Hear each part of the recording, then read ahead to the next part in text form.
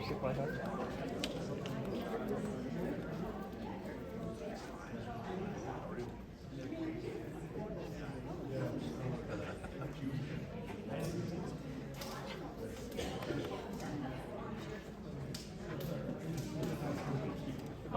it's 6 o'clock. Ladies and gentlemen, thank you for being here and welcome to the evening of Meet the Candidates. My name is Jay Francis. I'm President and CEO of the South Valley Chamber, and we're happy to host in not my building, but we've used this room a number of times, and we're grateful to be able to have this community room available to us. I'm not going to take a lot of time because I know our time is limited. And my attention span is only so long. I will speak for you, but we're grateful that you're attending. But I want to introduce our moderator, and then he'll go through kind of the flow of the night and some of the rules and how we're going to do time as well as questions and answers. But Robert Spenlove is a senior economist. Robert and I've got to know each other over the last 5 years. We knew each other before in my previous life, but really got to know each other since I've been working with the Chamber. He's the senior economist and public policy advisor for Zions Bank. For the past 25 years, he's consulted with business and government leaders throughout the country on economy and on the impacts of public policy changes. He recently retired from the Utah legislature, where he served for 10 years. Before that, he spent 15 years in the governor's office, where he served in roles such as the chief economist, policy director, and Washington, D.C. director. So please join me in welcoming Robert Spenlove.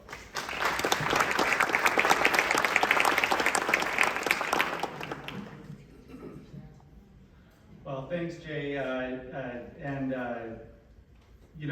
I'm going to start off script from the very beginning. I'll tell you, I've been on the other side where these candidates sit, and I want to start off just by thanking them for doing this. And thank all of you for coming tonight. This is such an important part of democracy and living in a free country, and so you're what makes our country great. Welcome to our Meet the Candidate night. I also want to thank Jay and the Salt Lake Chamber what did I say? Salt Lake, the South Valley Chamber for arranging this, and they are great hosts and sponsors. Just a reminder to everyone here, this is a Meet the Candidate opportunity. This is not a debate. We want this to be friendly and informative. So what I'm going to do is I'm going to ask a series of questions covering key issues about Cottonwood Heights. Each candidate will have a chance to respond, but each answer will be limited to no more than 2 minutes. Now, you don't need to answer every question, and you don't need to take the full 2 minutes, but we will be enforcing the 2-minute limit. So when you're 10 seconds away from 2 minutes, you're going to get a little signal, and at 2 minutes I will cut you off. Also, to members of the audience, you should have had the chance to grab a 3x5 note card. If you want to write questions on there, if at the end of the forum, if we have time, or we'll make sure we have time, at the end of the forum, we'll read some of those questions and give the candidates an ability to respond to that. Okay, let's begin. Oh, and let me just give you a quick overview of the order, what I'm going to do. So this is the pamphlet that was used to advertise this event. I'm going to use the order on that for the order that will start off the questions and then kind of go off that general order in follow-ups as well. Okay, so let's begin with what I think would be interesting. Take your 2 minutes, introduce yourself, tell us about yourself, what's your name, what are you running for, a little bit about yourself, and why are you running for office. So let's start off with Mike, Mayor Mike.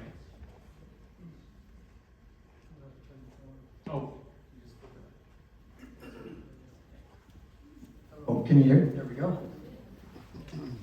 Thank you. Real quickly, I just wanted to say thank you to the South Valley Chamber for doing this, not the Salt Lake Chamber, but the South Valley Chamber did. We really appreciate our involvement with the Chamber. They've done a lot for our city. And to Robert. Robert is as respected as they get, and it's because of what a kind and a nice man he is. So to be the moderator for this event, thank you. So my name is Mike Wickers. I have been serving as the mayor of Cottonwood Heights for 3.5 years, and made the decision to run for re-election not too long ago, within the last 2 or 3 months. The decision isn't an easy one. Public service doesn't pay a lot. You don't do it for the money.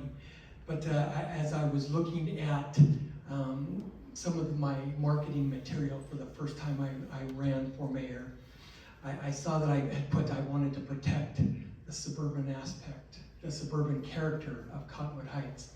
And I felt like I had, my executive leadership skills and experience I thought would lend well to being a mayor and representing our city to not only, our residents, but to the state, to the country. And if you saw the Korean delegation that we welcomed over the weekend, to the world, literally to the world, and that's what the mayor gets the opportunity to do, to be a representative to the world. And so I looked at those reasons, and I agree with all of them, but the biggest reason I want to run for re-election is the people.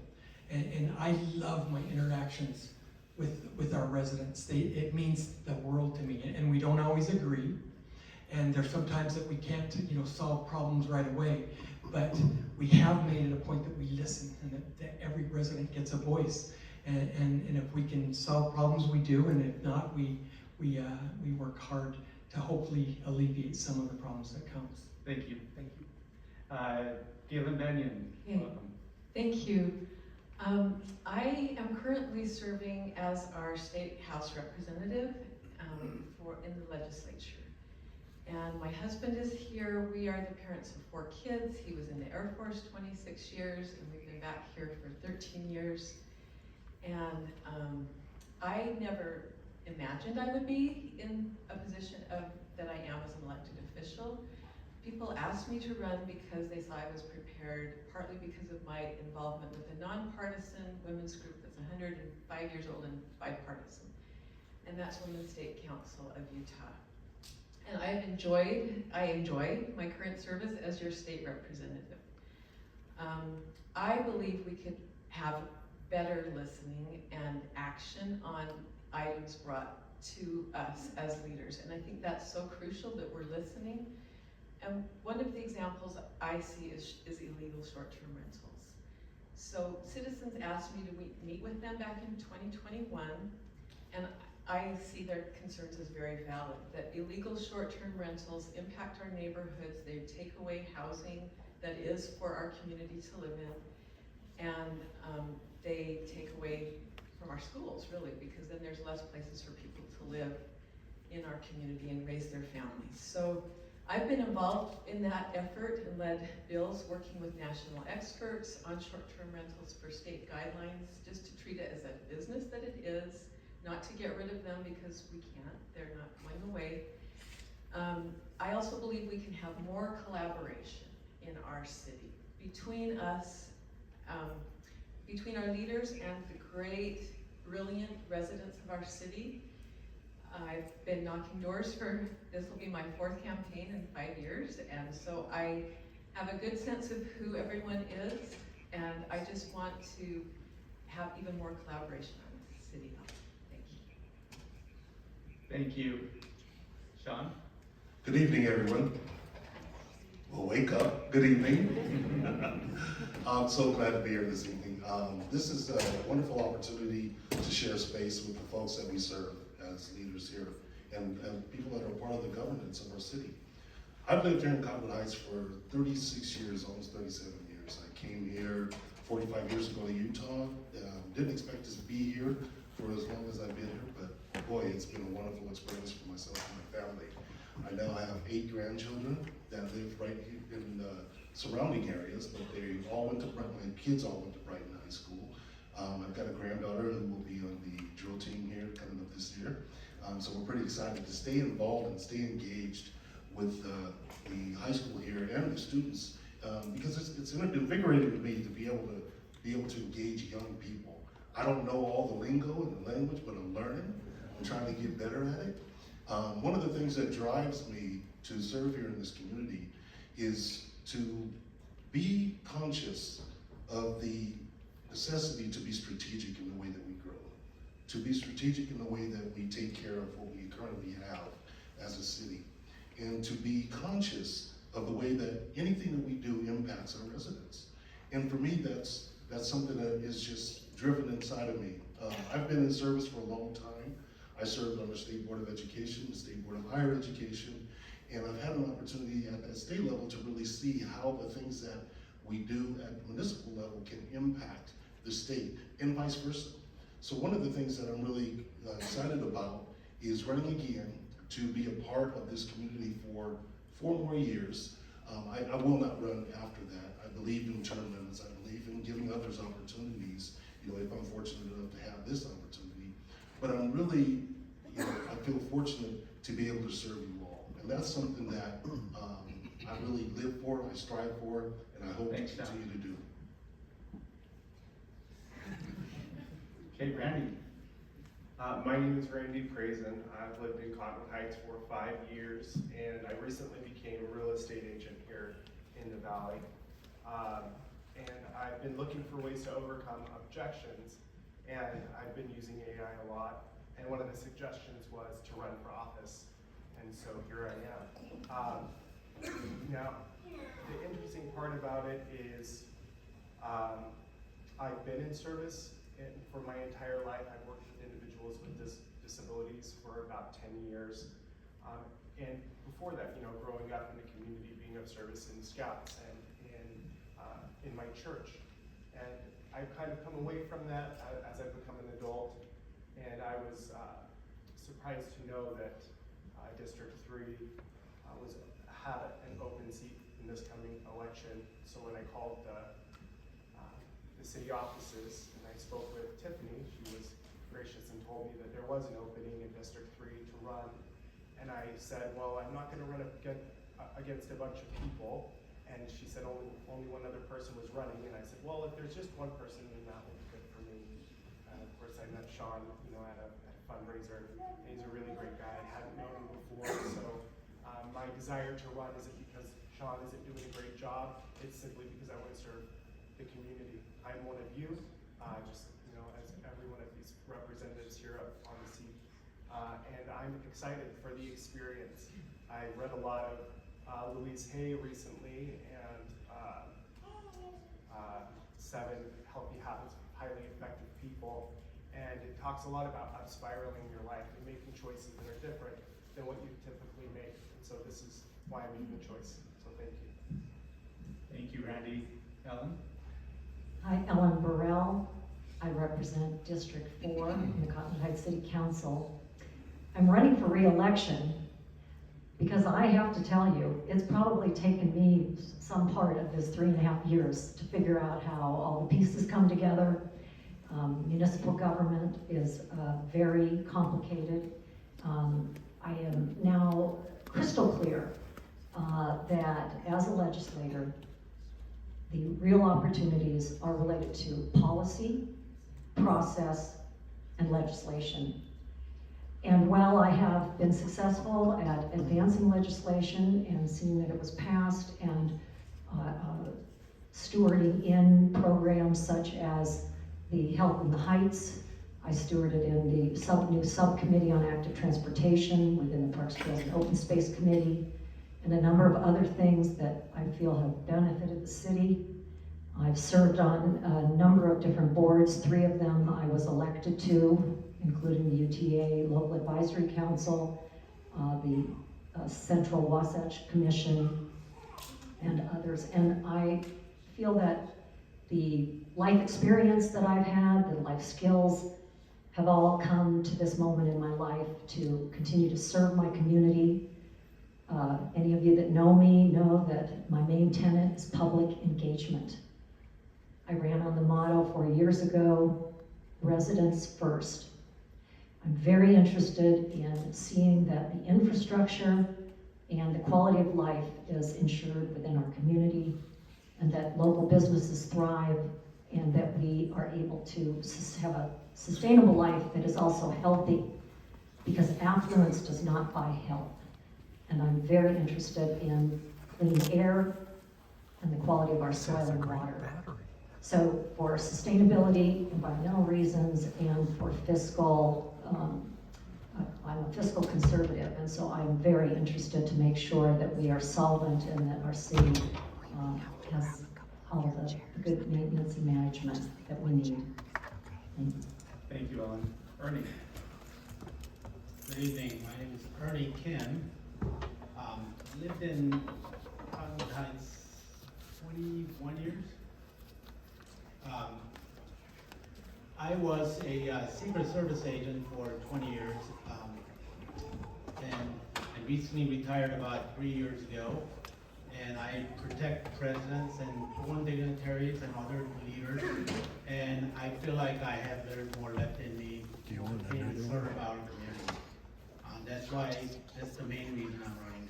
I've been always a protector, protecting my family down to up to world leaders. And by doing that, I learned how to solve problems and listen. And I think I have those qualities to be a leader or representative for all you guys. Just being in that government sector, I learned so much. And plus, towards the end of my career, I worked for Bureau of Reclamation, where I managed 66 dams, including Glen Canyon Dam and Hoover Dam, all the securities, power grids, and waterways. So I do have massive knowledge on infrastructure and how those things work and how it goes down to local level. And one thing I learned doing that from it is the bridging the different governments and different entities. And I think I can bring all those past experience to current city or this position to make it better. Thank you.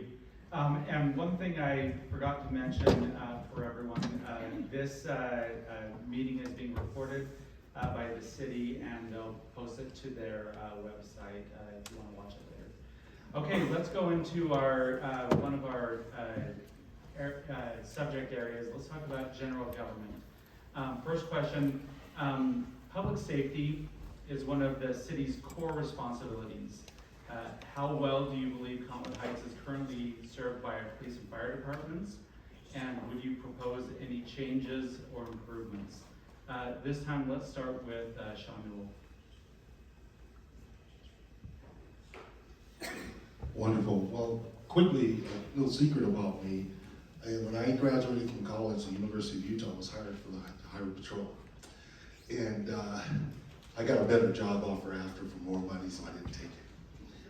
But law enforcement is something that's really critical for me. I serve now on the State Bar Commission, and one of the things that I always see is constant improvement by our law enforcement. Even here in Cottonwood Heights, I see constant improvement in engagement, constant improvement in visibility, constant improvement in awareness of what is needed by our residents. And for me, the concerns I have around public safety will never dissipate. That is something that is so critical to each and every one of us for our well-being.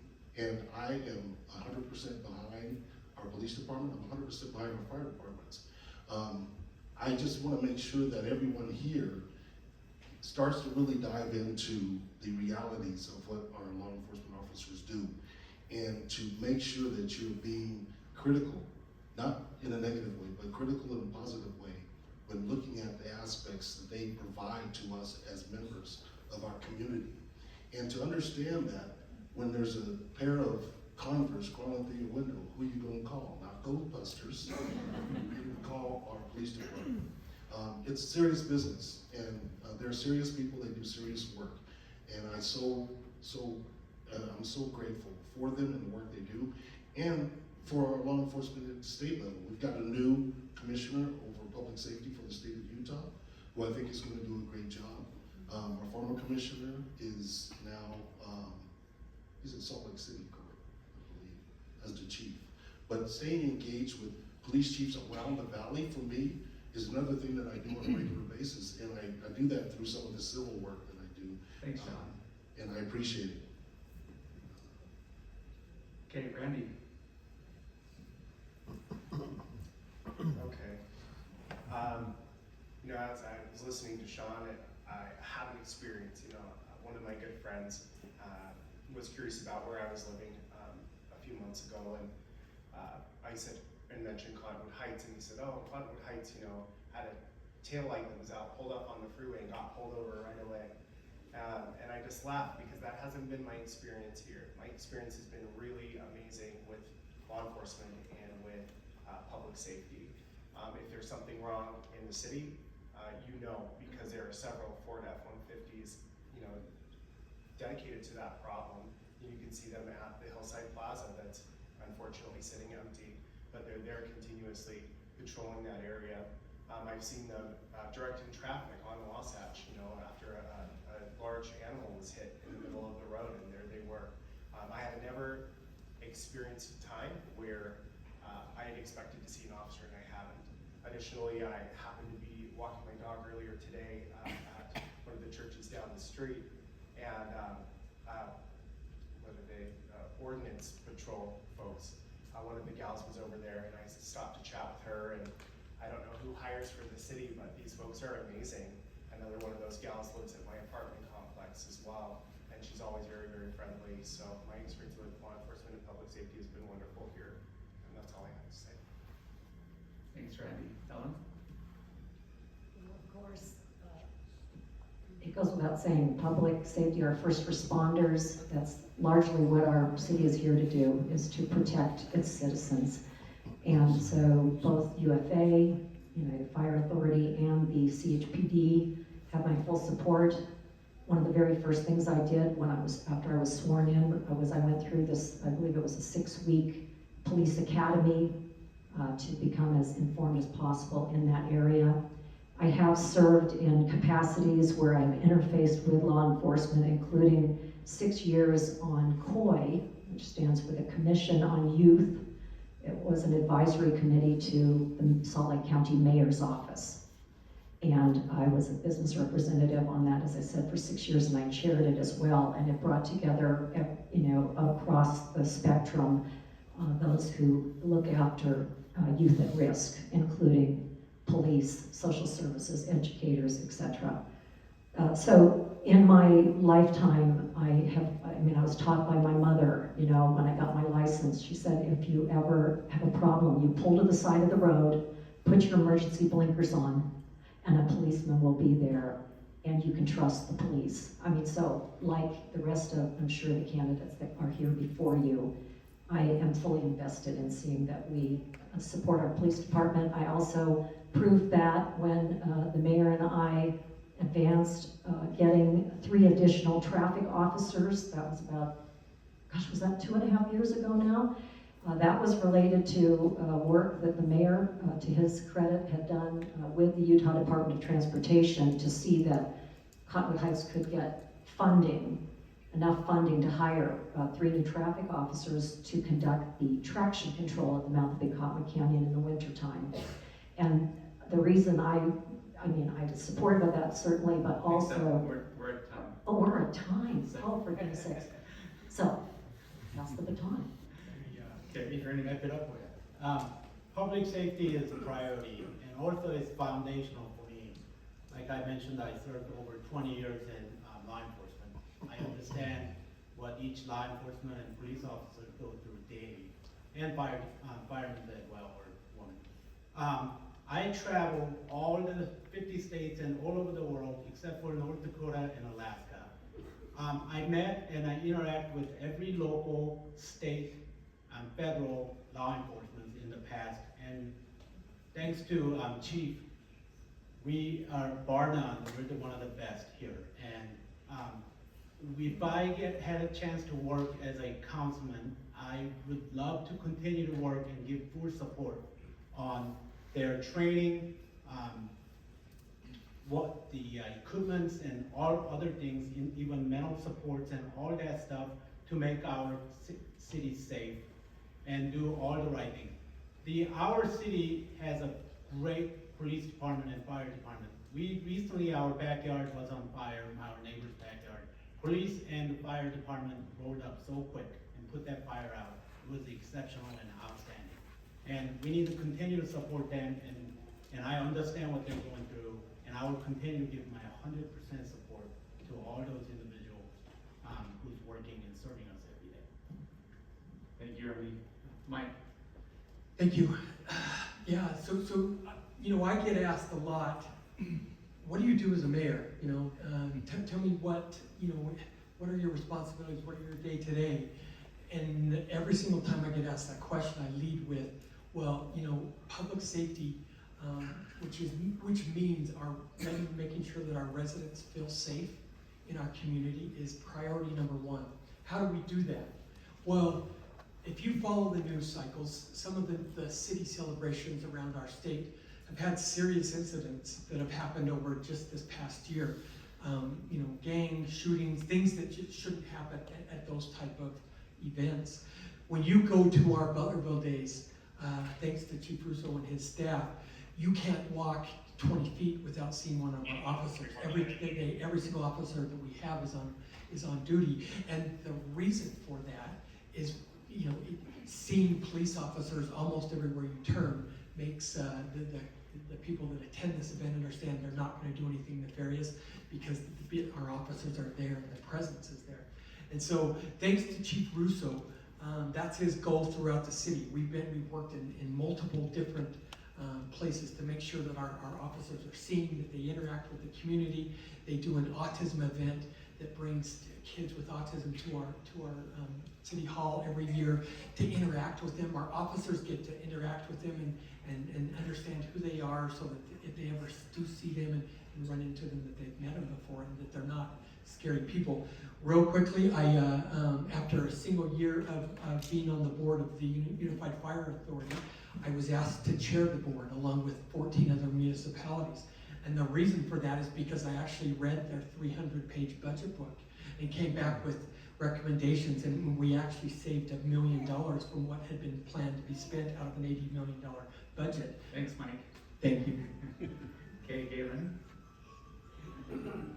Thank you. So, I also, one of the first things I did after I was elected was attend the Citizen Police Academy. And I recommend that for all of us as citizens because it really helped me understand the duties and responsibilities of our officers and what their days are like.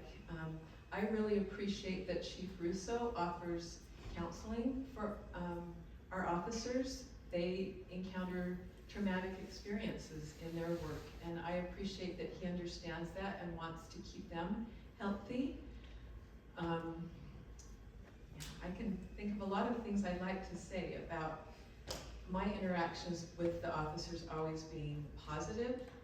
I had an opportunity several years ago where I had someone with, you know, facing kind of a traumatic divorce and coming to my home for safety, and the officers came and explained what, you know, her legal responsibilities were with her spouse and her children, and they just interacted so professionally with that experience. I also really appreciate our fire officers and the work that they do. And we, living where we do, we are at the mercy of their help with the WUI that we live in.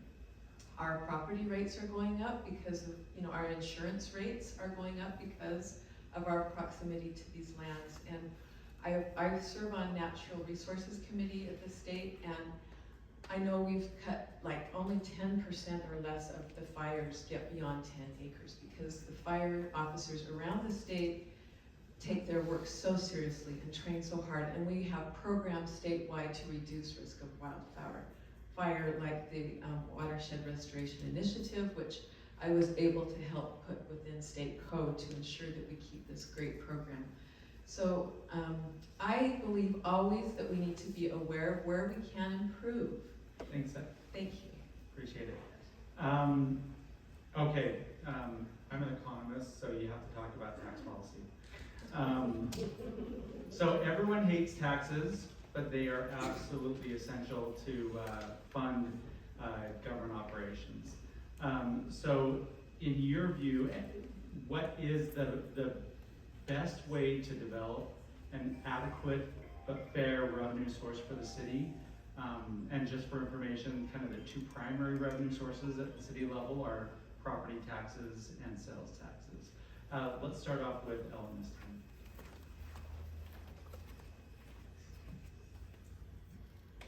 So are we talking about property tax, or are we talking about economic development here? We're talking Yes. about, well, okay, let's pause for a second. Was that a clarifying question, or? If you could clarify, do you want me to speak to, you know, the revenue and budget and financial aspect, or do you want me to speak to property taxes or to economic development? You can answer the question however you want to. But the question is, how do we develop an adequate but fair revenue source for the city? Well, the disadvantage that Cottonwood Heights has, as we all know, is we are predominantly a bedroom community. We have about 80% of our residents living in single family. While property tax is part of our revenue, we lack the major commercial other than the box stores and such over in our northwestern district, our commercial district. So one of the ways I see forward is to, and we have been working on this over the last 3.5 years. I was a very vocal advocate as soon as I took office for form-based code.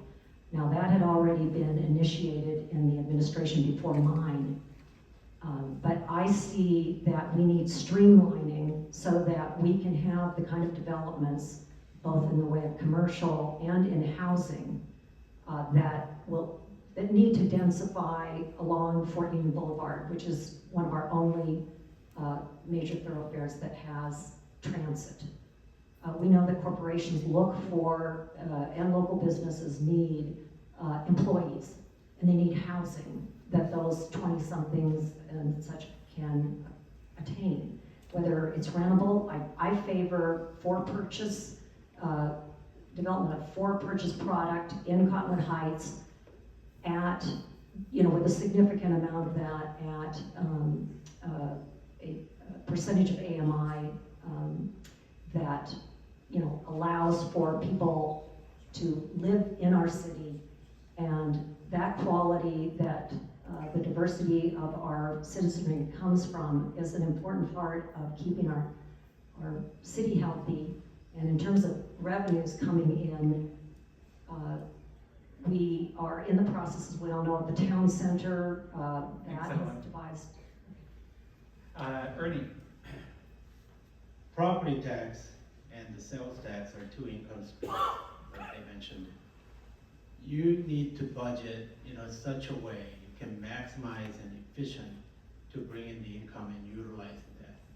In order for us to do it, is we need to be transparent and understand what that is, and share it with all of you folks so we can have a clear communication and understanding.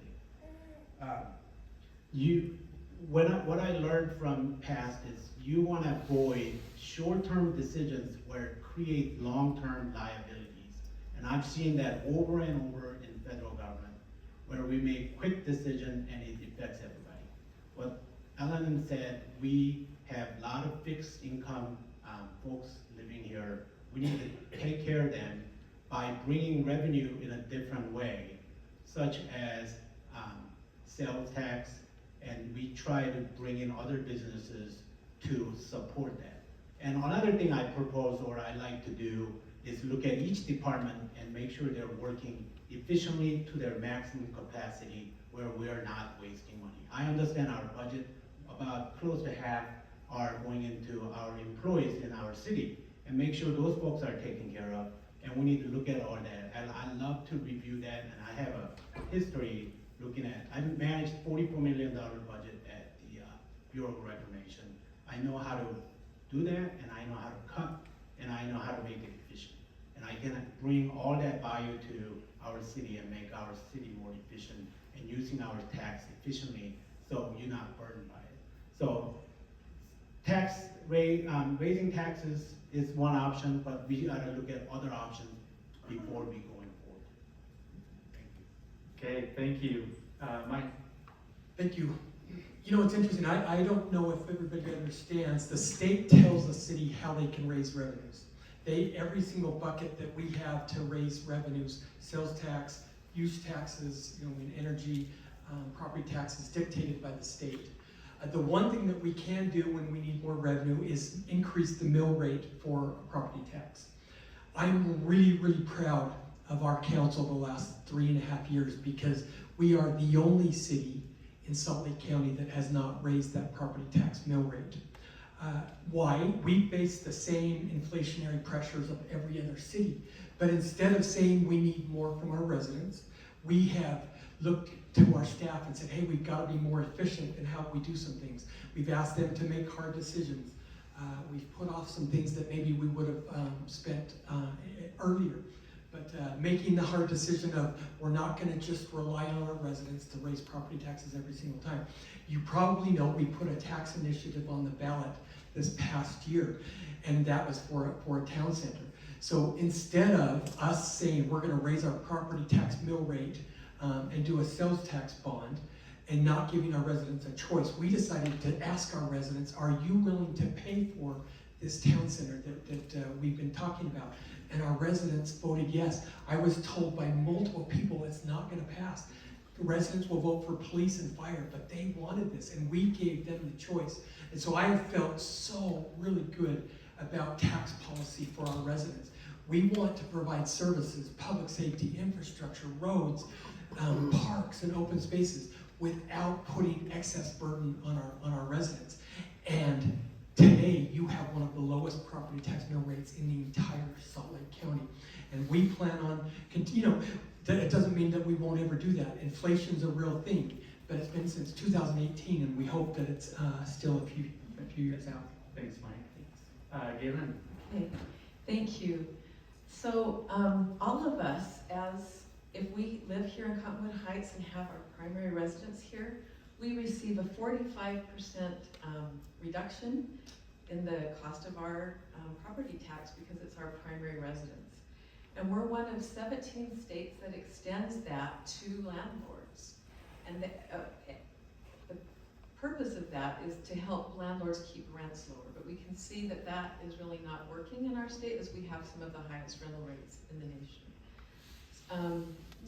So as we look at our property taxes and how important they are, the average home value in our city is about $700,000, and we each pay, as the mayor has said, a low rate of like $545 for the city services on our property taxes. I am concerned that we have not inflation-proofed that budget, that we are putting it at risk of having a cliff that we will face at some point because we're not looking forward enough.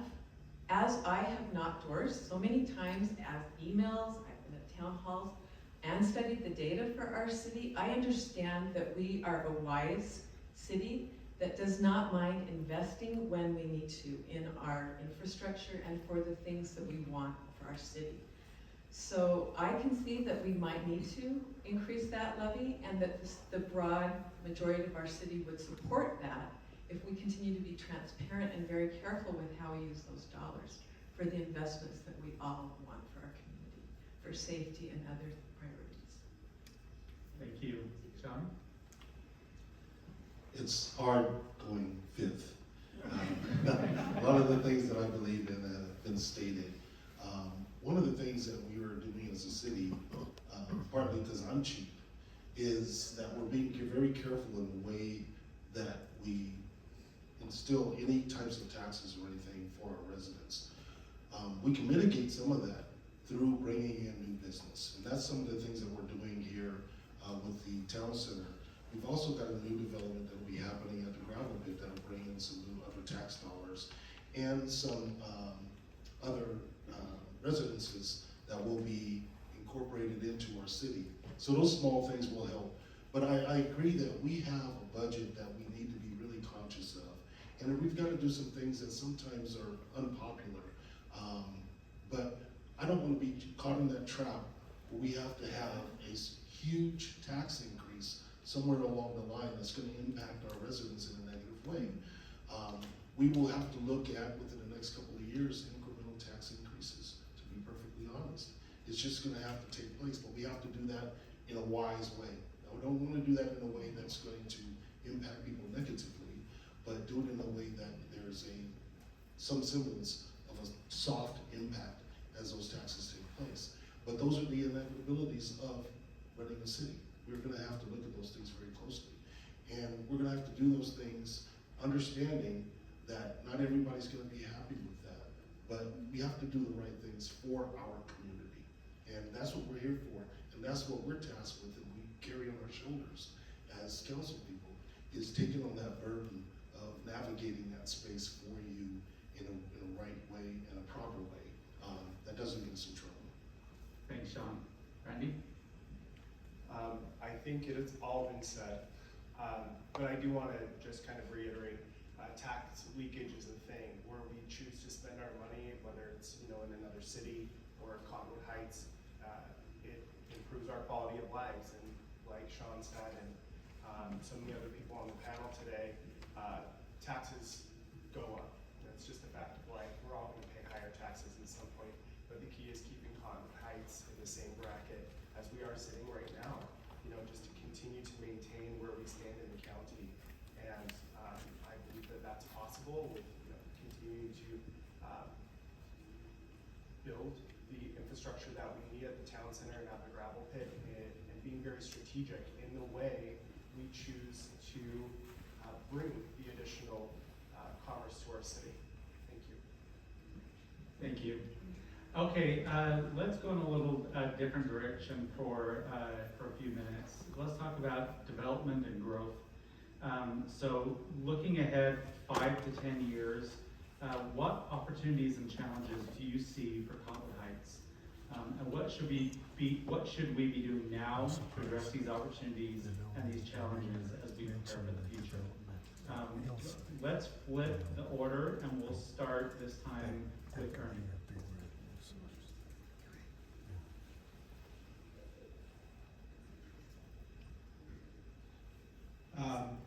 Cottonwood Heights, we need to stay up on being smart and become a smart city, meaning that we need to be up on technology, we need up on all the environmental issues and our housing, and all that things are very important to us.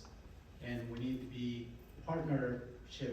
make a partnership with others and make sure we are communicating and we're working with other cities to continue to grow effectively where we can benefit everybody.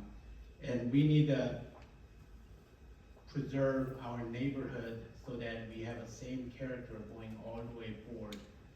My view is that we need to make our community affordable and ensure all the lives are covered, and we have a proper public safety, and we have a park and recreation, and all those things are continuing with our plan. That 5 to 10 years or so, we must continue to work together, have a good transparency with our citizens and members, and make sure we share our intention and we work together as a community and group.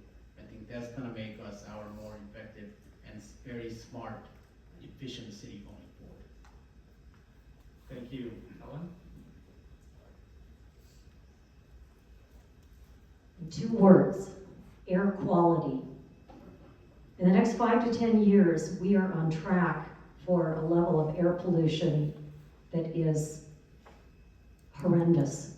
Just in the Salt Lake Tribune, in the last few days, it accounted that Rio Tinto's millions of tons of pollution, these are particulate heavy metals that are coming into our air shed here in the Wasatch Front. This is a severe problem. The Utah Physicians for a Healthy Environment regularly report on the levels of ozone, PM2.5, Many citizens, we're fortunate to live here on the foothill. As you get higher in elevation, there's less ozone poison. But we, in my opinion, there's many things that Cottonwood Heights can do to show leadership, to be the city on the hill, perhaps a model for other cities in reducing VMT, that's vehicle miles traveled.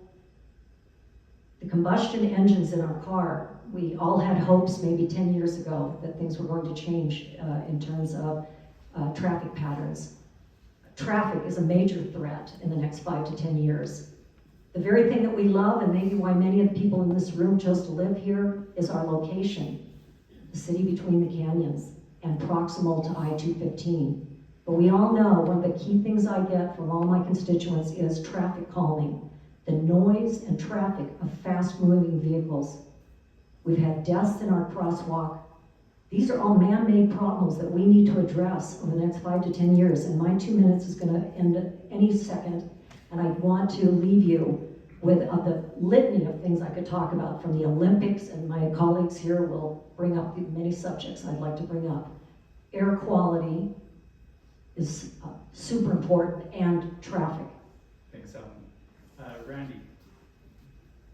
So I've had the opportunity to read the master plan of the city that was created when the city was founded, many amendments thereafter. And one key thing that stuck out to me while I read this massive, two-binder read was that we're not really getting anywhere. We've made some progress over the last few years, but when the master plan was created, they were talking about in 5 to 10 years, and it's been 15 to 20 years. What I think is happening is the turnover on the city council, the turnover of the position of mayor, and bringing new people onto the council and in the position of mayor is creating a situation where we're just appending the master plan. We're not really solving for that. And so I think focusing on that and creating goals, strategic goals that are focused on every 2 years might be a really great place to start for us to finally get somewhere. And that, if I am elected, would be something that I would be focusing on pretty heavily. Thank you. Thanks, Randy. Sean? We are a unique city in that we are very built out, and we have to be conscious of that fact. So the things that I stated before about being strategic are really critical when we look at how we do develop as a city. It's going to take an effort from each and every one of us to be able to determine best pathways available to us. There are so many elements to making decisions about how to improve and how to develop the small spaces that we have available that without a team, us and everybody else included, to come up with the ideas, it's going to be difficult for us to be able to just say, this will be the solution. That would be nice. It's not that easy. This is one of the hardest things that we have to work on as a council, is coming up with determinants as to how to better develop our city in a way that's not going to be harmful to our residents, to be conscious of how we move around in our city, to be conscious of the way that our children go to school, to be conscious of the way that we navigate the spaces that we live in when we go back and forth to work. These things are going to be really critical for us in the future. We're taking baby steps. We're trying to be conscious and careful about doing some of these things, but this is going to continue to be a work in progress. This is one of the things about municipal government that will never end, is taking into these type of considerations. And what we do as a council, as residents and as a city, is it is one of the most important things that we have to think about, is how we do this in a smart way that does not create harm. Disparate outcomes sometimes happen, but if we do things in a conscious way and in a caring way, good things can happen for us. Thanks, Sean. Caitlin? So I see two major development areas that we have, and one of them is the Heights. And I thank our council and mayor for being bold, because we've had that since 2005 to have a city center. So they have taken this on and made this a reality for us, and I thank them. I am certain that if we have some new leadership, that working with that great community advisory council that has been the visionary for what that will be, and with our great staff, that we can achieve a great city center for all of us that will unite us better as a city and bring us together more.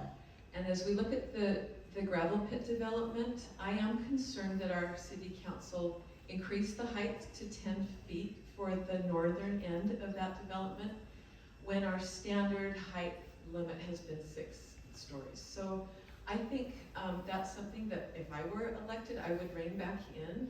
And I think as we develop that area, it is such a sensitive area because of the fault lines.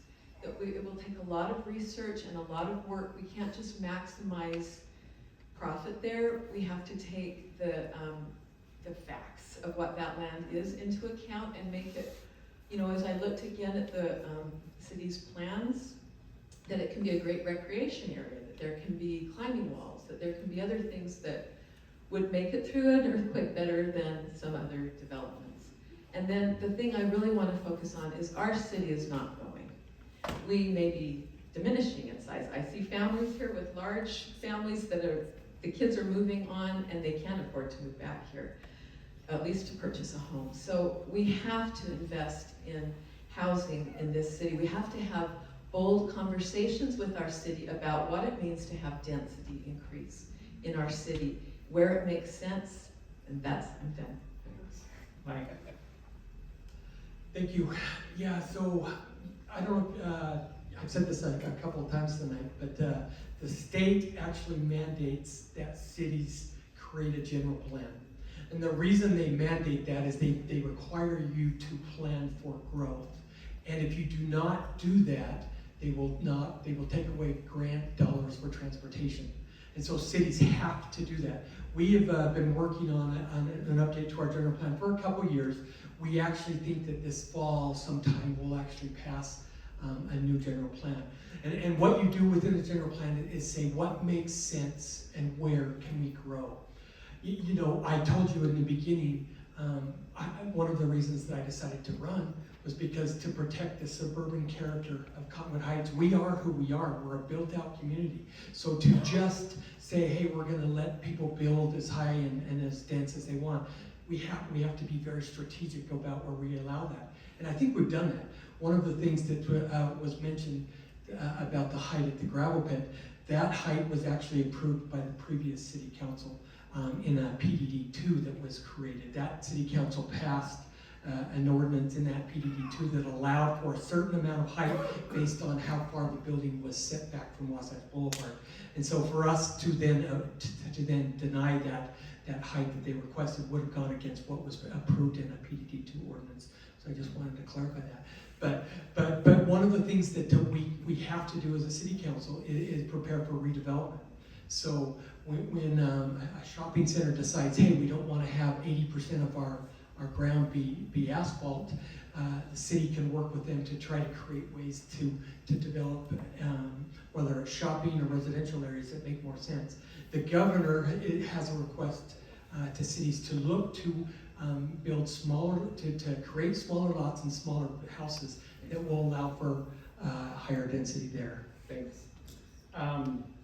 And we're just closing in on an hour, so I want to make sure if you have any questions that you put on those 3x5 cards.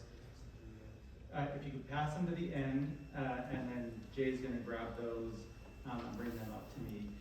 Of course, we won't have time to read all of them, but he'll grab some of those. Okay, let's move on.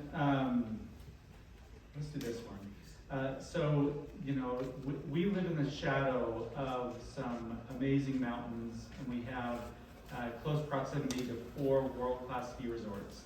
It's a huge asset, but as we all know, it's a double-edged sword. Canyon traffic is a challenge. So what are your thoughts or ideas on how the city can help improve access for both locals and tourists to these canyons and to our city? Started with Bernie last time, let's start with Randy, and we're gonna go in the same direction as last time. So, I've talked with residents of Cottonwood Heights about this issue. In fact, a couple of the first people to reach out to me after I decided to run and filed the paperwork to do so, wanted to speak about this exact issue.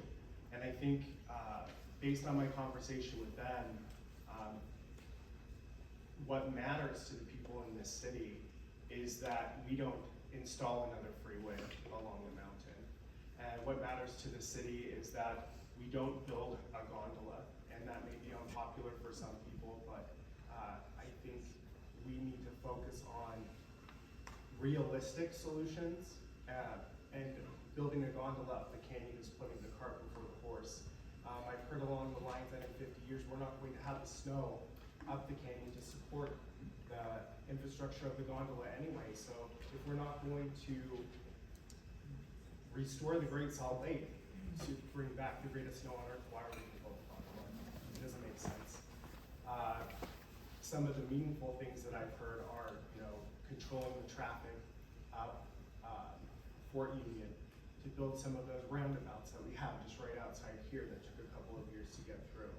That roundabout is amazing. I remember 5 years when I moved here, those two lights were ridiculous. And now we've got this awesome roundabout that could be placed on every single intersection above the Hillside Park and leading into the canyon as well. I believe that there are common sense solutions that can connect the south and the north side of the city, and we can do that through the shopping center. I also walk 4 miles every single day on the Big Cottonwood Trail. I've lost an extraordinary amount of weight doing so, and it is a phenomenal place. And to continue to focus on what makes this city beautiful. Thanks, Randy. Sean? I don't know the answer. That's something that we talk about on a regular basis, is the impact that our city is getting from the traffic that's going up our canyons. And with the onset or the future of the Olympics coming, it's probably going to get worse than it'll be before it gets better. And that's a sad thing that we have to deal with. We're going to continue to have the conversations around the issue, try to come up with ideas. We have to be in partnership with the State Department of Transportation. They are the ones that actually are the ones that own Wasatch Boulevard. So we have to make sure that whatever plans they have, we can work in those plans with our plans for the city and do those in a way that's conducive to everything working out for all of our residents. But I don't have an answer right now, but it's something that we're very passionate about, something that we're thinking about on a regular basis, and we're trying. So anyone that has great ideas, please let us know what your ideas are, and to the best of our ability, we'll look to see how we can implement some of those things to be able to mitigate this issue that we have. Thanks. Galen? Okay, I'm gonna be blunt here and share a story. We all like stories, this is a sad one. First of all, I love our Wasatch Boulevard Area General Plan. It sets out beautifully that we would like to see shared pathway along Wasatch Boulevard. It talks about slowing the traffic, that lower speed limits don't mean more congestion, it means smoother flow of traffic. That's all in our Wasatch Boulevard Area General Plan. It talks about safety for all users. It talks about the importance of finding ways to have cross connections across Wasatch Boulevard. So this story is one of the people that lives in our city, is a financial expert, worked in multiple countries, and came to Utah and said, I just expected that there would not be corruption in this state, partly because of our religious predominance. But he said, once I saw the gondola, I realized there's corruption in Utah.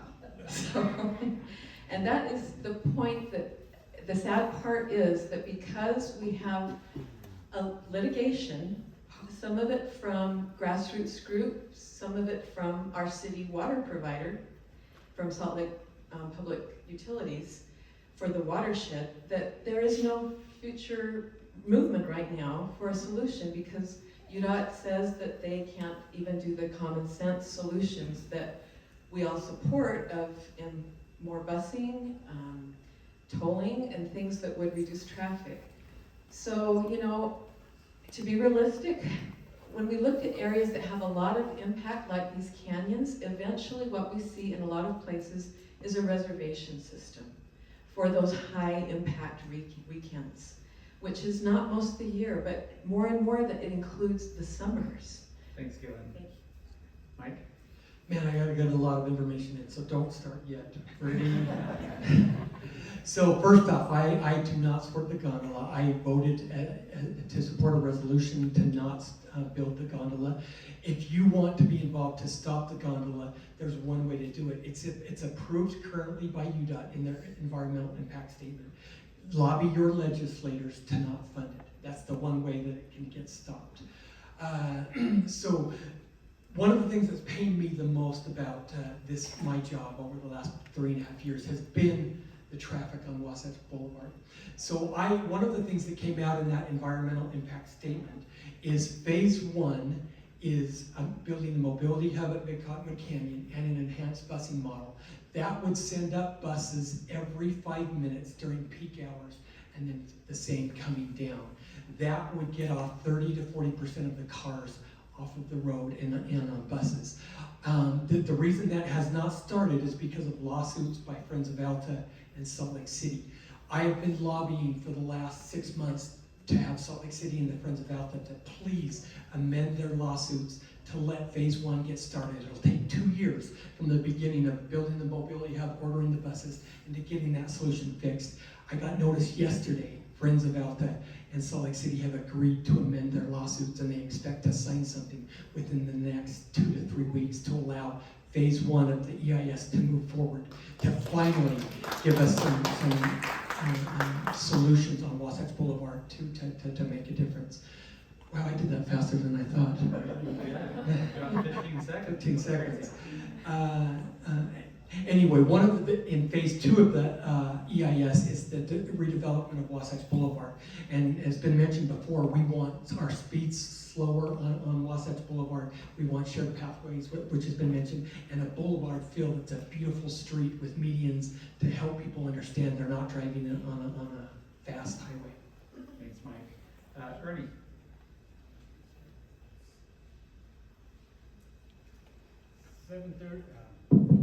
Seven thirty in the morning, I wake my kids up, get them dressed, eat breakfast. 8:30 we get on the road. We're up on Brighton, we're skiing at 9 o'clock. Usually got first 2 rows. We can't duplicate that time schedule anymore.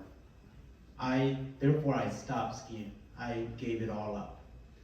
Couple of my friends, we go do dawn patrol once in a while where we skin up and try to avoid all that traffic. Then I live up on top of the World Drive area where ski traffic actually queues up there, and Chief Russo does a great job clearing them out because we can't take our kids to school because they're blocking all the streets and side roads. And Ellen's neighborhood, they're cutting through that little side street. First time I heard from the mayor, I totally support that public transit going up there, doing all that. It's great move to slow the traffic down and flow and get more people up there.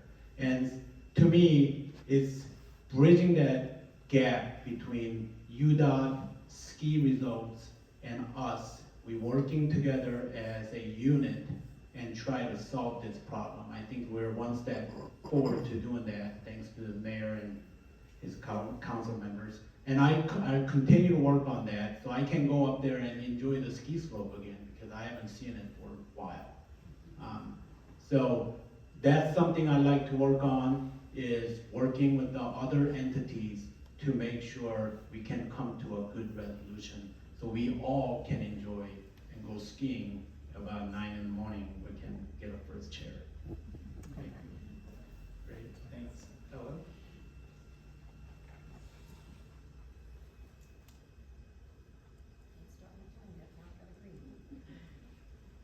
Well, I respectfully disagree with my council colleague, Sean Newell.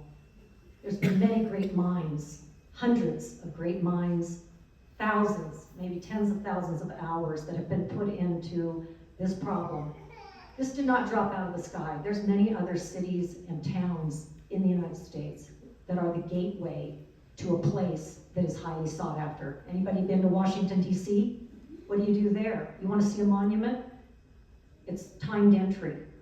So it's reservation system. The CWC, the Central Wasatch Commission, came very close about 10 years ago. They had federal support, that was Representative Chavez, all the way down through the state to the local government. And the stars all aligned to have what's called a National Park and Recreation Federal District. That designation right there would allow us to do the kind of things they do at Zion National Park. Right now, because most of the land in Little Cottonwood Canyon is Forest Service, and likewise in Big Cottonwood Canyon, we have not been able to do the things that they do in national parks or in the national monuments of Washington, D.C. and other places. So now we have Senator Curtis. So we have a federal representative who I think is tuned in to the sports, to the tourism, to the challenges that exist. And I think this is part of the reason of my interest in joining the CWC board. Now is our time. We need to bring together the representatives to get that designation that will allow for timed entry. Because otherwise, being at the mercy of the Utah Department of Transportation, their motto is move Utahns.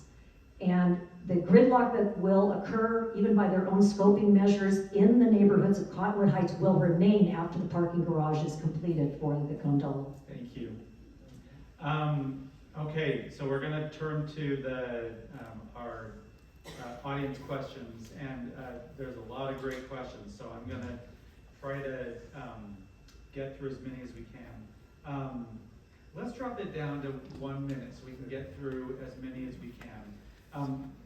We got a few on Wasatch Boulevard. So let's just kind of drill down in that a little bit more.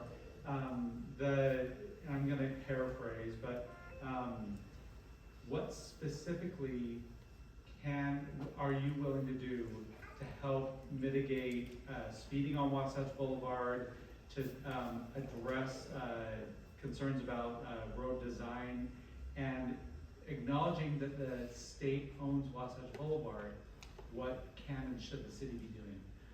Let's start with Galen. We'll go in the same direction. Oh, sorry. Are you okay with that if we started again, even though you just went? Oh, you didn't. Oh, sorry. I'm getting overwhelmed. Galen, and then we'll go in the reverse order. Okay. So as I have been serving in the state legislature, I understand the dynamics there pretty well, and it's, as I see past legislators in the room, it's not that healthy. We have our executive appropriations runs a lot of the things that we in a bipartisan manner approve in our sub-appropriations and places. So I do think that, first of all, I was successful this last session. We passed a traction law, and it was initiated by our ski resort managers that wanted to have clarity that they could put, that even when it's forecast, they could put up that people should have the correct traction devices on. And we got that through successfully, and it had a lot of support from our highway patrol because this affects around the state. But we need to work with UDOT for the solutions. They own the road. Okay, Mike. Great. So, a couple of things real quickly. People drive as fast as they feel comfortable. Every single study tells you that. So when you have a road that's wide, the car is going to go as fast as they feel comfortable. So as we have been working with UDOT and talking about what would happen in phase 2 of the EIS, and we've said we have to do traffic calming measures in design, which means Traffic medians are great with vegetation. People feel like they're not on a fast highway. We can put in delineators. There's lots of things that we can do. Raised crosswalks at intersections. So the design is what's going to slow cars down. We can put as many police officers as you want there, and that can change habits for a while until they go away for a couple weeks and people feel comfortable to go quick again. One last thing that I didn't mention with Wasatch Boulevard, they are committed, UDOT is committed to me that they will help us to queue roads going north instead of just south like Sandy does this year to hopefully alleviate pressure into that canyon. Ernie.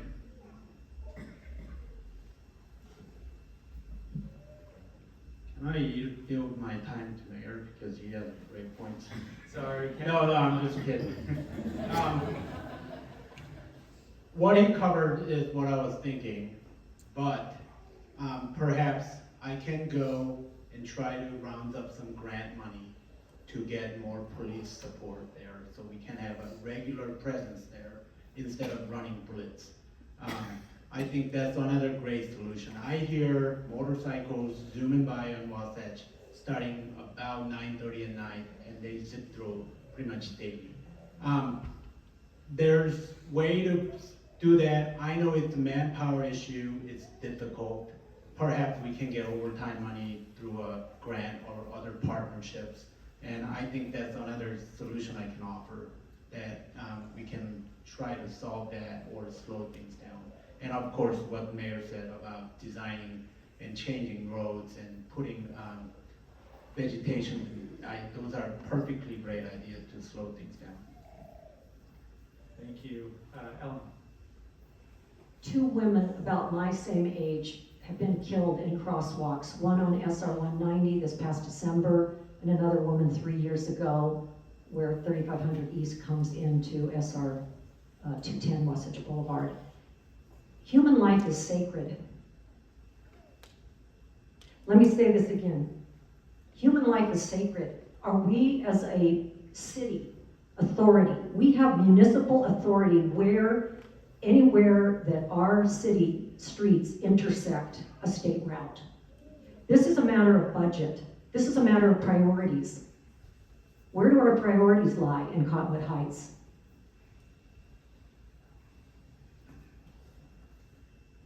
We talked a lot about Wasatch. I know it's a hot topic. But what I haven't seen are any solutions up until today. You know, we're still talking. We haven't seen any improvements. We haven't seen the vegetation. We haven't seen the raised crosswalks. That's my point. Thank you. John? I'm gonna follow in step with what was said by the Mayor and Gayman, and also from Ellen. This is important stuff, but you know, we have to be conscious of the fact that we have to look at collaboration to get this done. If we don't collaborate with the state of Utah and our folks that are professionals within the Planning Commission and our engineers, we're gonna be going in circles for a while. My hope is that we can come to some consideration from the state. I don't know how many of you have looked online and seen the plans that they've had. I'm one that just want to see things move forward. Let's get it done. Let's start making things happen. But we're stuck in this zone of red tape for some reason, and we can't seem to get that momentum rolling. But that's one of the things that I hope that we can push through here in the next year, is getting some of these things to come to fruition and not having to wait forever to have it happen. Thanks. We've got a lot of questions about zoning, open space, and affordable housing. So if you're elected or re-elected, what's your plan for encouraging affordable housing, finding the right level of zoning, and specifically with ADUs and also short-term rentals? You can go any way you want to with these. Okay, where were we? Whose turn is it to go first? I think we're starting from the beginning again. Mike? And you want that in 60 seconds. 60 seconds, maybe shorter. Let's go 30 this time. No. I am going to do a lightning round, just so you know. So housing affordability is about supply and demand. So when houses, there's not enough houses to buy, people can sell them for more. The only way in a built-out city to adjust that is to do some things that are unique. With ADUs, you can allow people to rent basements. You can allow people to build accessory dwelling units. One of the things that we are committed to doing is following the governor's plan and request that we approve zones, and it would have to be redevelopment with smaller lots and smaller homes to hopefully build an affordable home for a young couple to buy that doesn't exist today. And so, there, yeah. Thank you. Caitlin? This is where I can really help our city because I have been focused on housing for the past 5 years. It's that shortage that the mayor mentions, but it's also a huge wealth inequity that we have not seen for the past 100 years in our country, where some people own 2 or 3 homes or some short-term rentals, and other people just can't get into housing. And this is a really hard problem, and that's why since September I've been invited to serve on the statewide strategic housing plan technical committee, where I'm on 3 different working groups, and we are finding ways. We have $300 million from UDOT money that was just sitting there that's now available for those starter homes. Only 10,000 has been used. We need to go after that money for Cottonwood Heights. We're finding ways for condos to be developed there's a rule right now that 50% of the condos, so I can go on and on. I have the solutions that we can use here in Common. Thank you. Sean? Great. Well, I'm going to get on the train from the mayor and Caitlin, and I look forward to solutions. Not being able to have moderate income housing for me is tough. Growing up the way I grew up, I know how important it is to have a home, and it's not just for the house itself and the roof over their head, but it's for the self-esteem that people have when they have a home. We're not affordable for our young people. We have to create some mechanism for them to be able to move to our area, to be able to help us sustain our city. And that's one of the biggest things that I want to look for, is ways to have some semblance of housing that is within a reasonable price range for folks. But knowing the realities of where we are, it's a tough thing to do. But I think we can do it. We've got some development that's going to be happening in the city with some apartments and things that I think will offer some opportunities. And those are baby steps that have to take place. Thank you. Randy? I'm excited for those opportunities. I'm a renter. I want to put roots here in Cottonwood Heights, and the only way I've been able to do that is by renting. I rented for the last 5 years. I moved from one complex to another because the rents were too high. So I am also very encouraged by the progress and the direction of where the conversation is going today. But at this point, if I had the solution, I'd be living in a house. So I'm going to pass it on. Thank you. Tom? Again, this is a man-made problem. The inequity that Galen Benyon just mentioned is real. We need to be strategic. Again, I have been advocating for form-based code, ways to streamline and make it so that everyone is clear. The council, the staff, the public, and the developer on exactly what it is we must have and that we want and must have in Cottonwood Heights, where we want it. And we know from an economic argument that businesses need workers.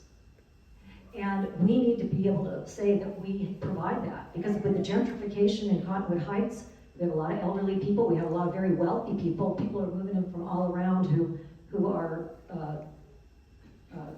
not going to be part of a workforce, certainly for middle to the front range jobs. And so this needs to happen, in my opinion, on Fort Union Boulevard, and there are processes available. Thanks. Ernie? A lot of good things been said by panelists here. I have nothing else to really add. But one thing I want to focus on is ADU. I want to look into that a little deeper. Our process looks a little tedious.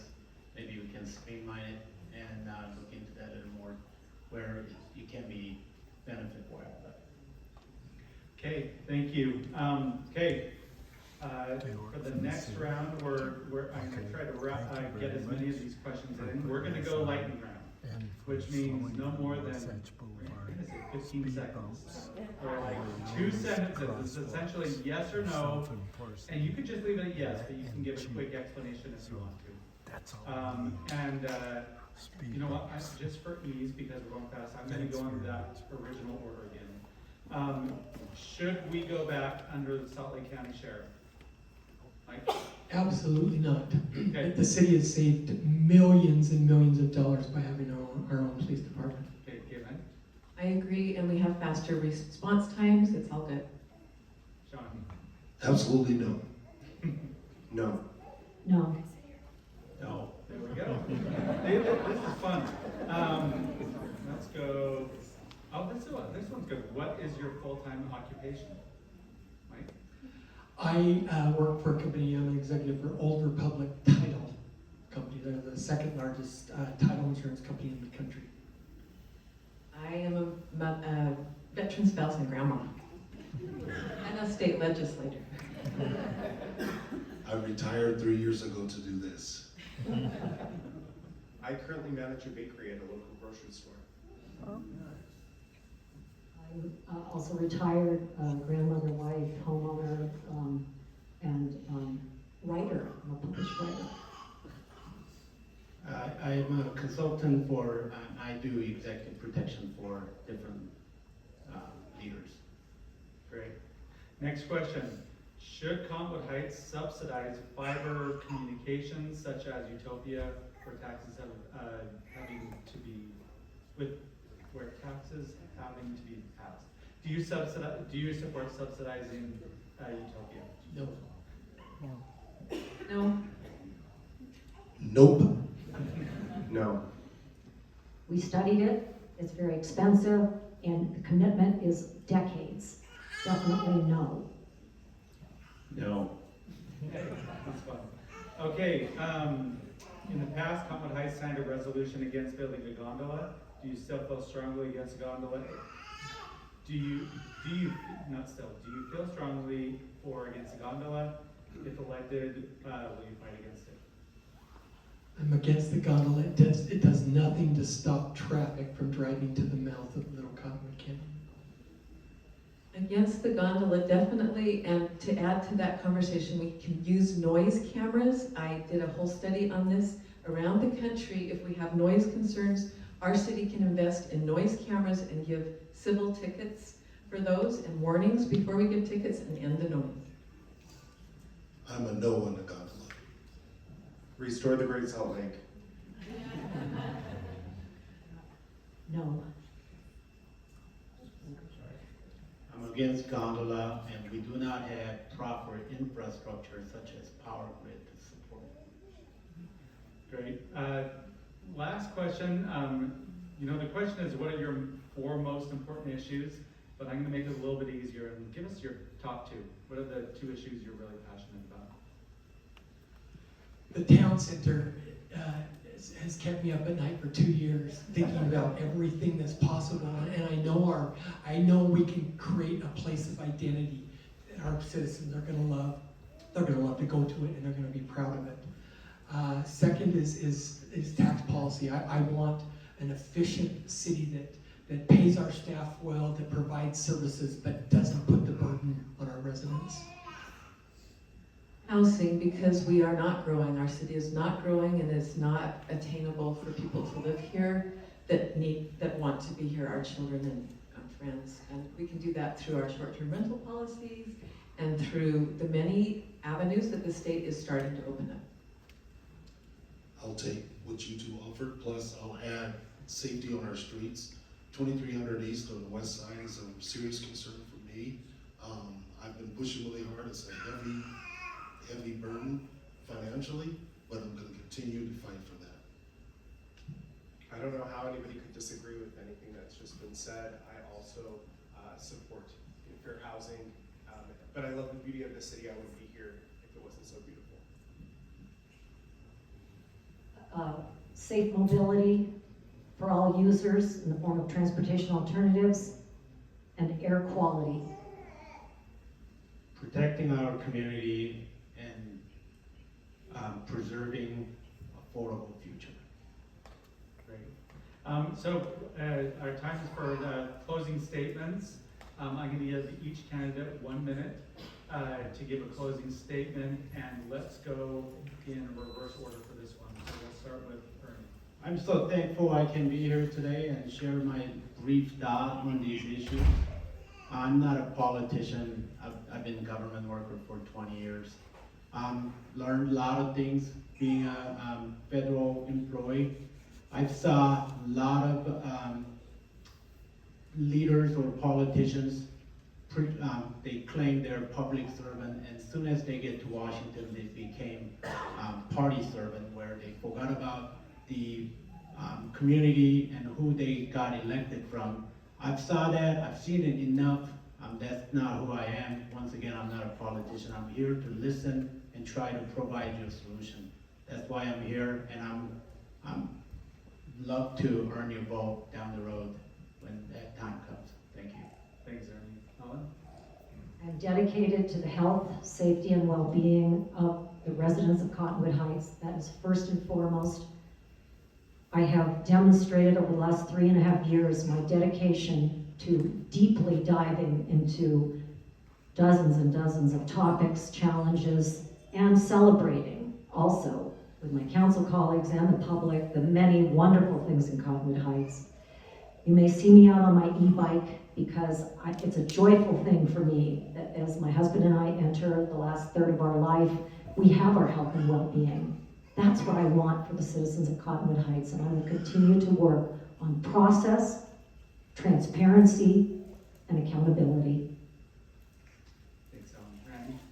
I'm just a regular person. I'm really grateful to be here with everybody here on the panel, those running for office, and excited for this experience. This isn't a fight to the death, so we're all lucky that that's the case. I want to be of service to the community.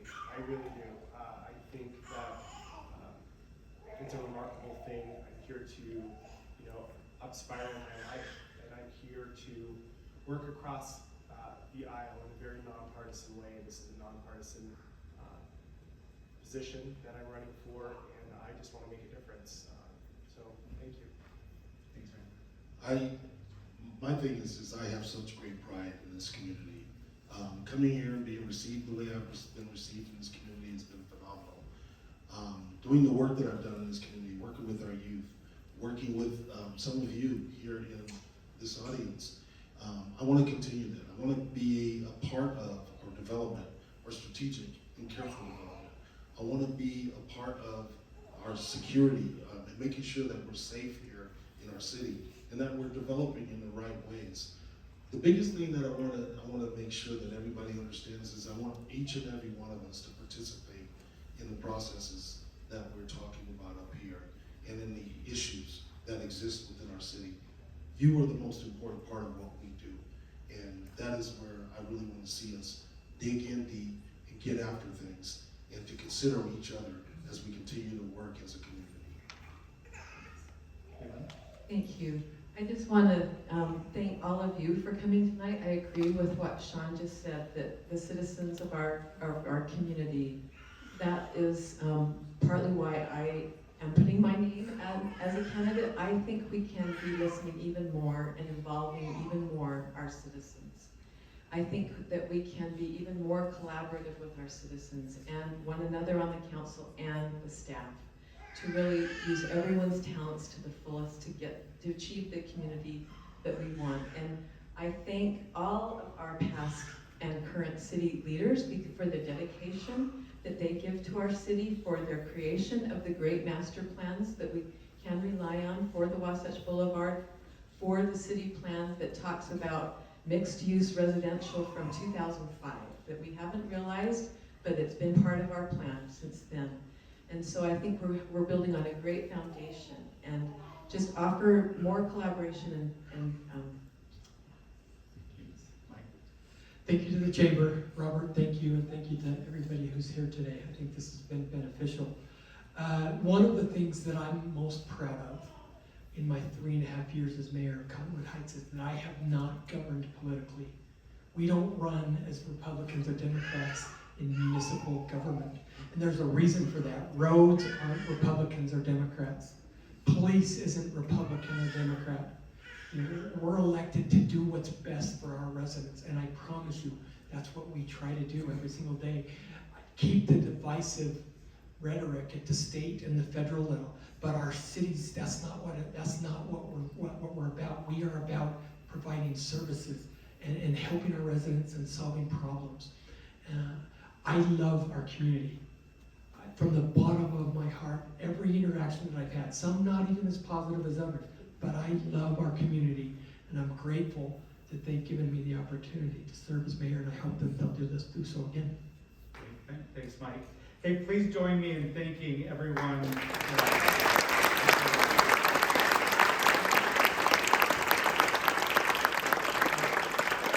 I'll tell you, we have a great group of candidates. I really appreciate your willingness to serve and your willingness to do this. Thank you to the South Valley Chamber for putting this all together. It takes a lot of work to do this. And thank you to each of you for coming tonight and being part of this important process. As you know, local elections matter, and events like this help us make better informed decisions about our city's future. Please remember to vote and continue to stay involved in our community. Thank you. Have a good night.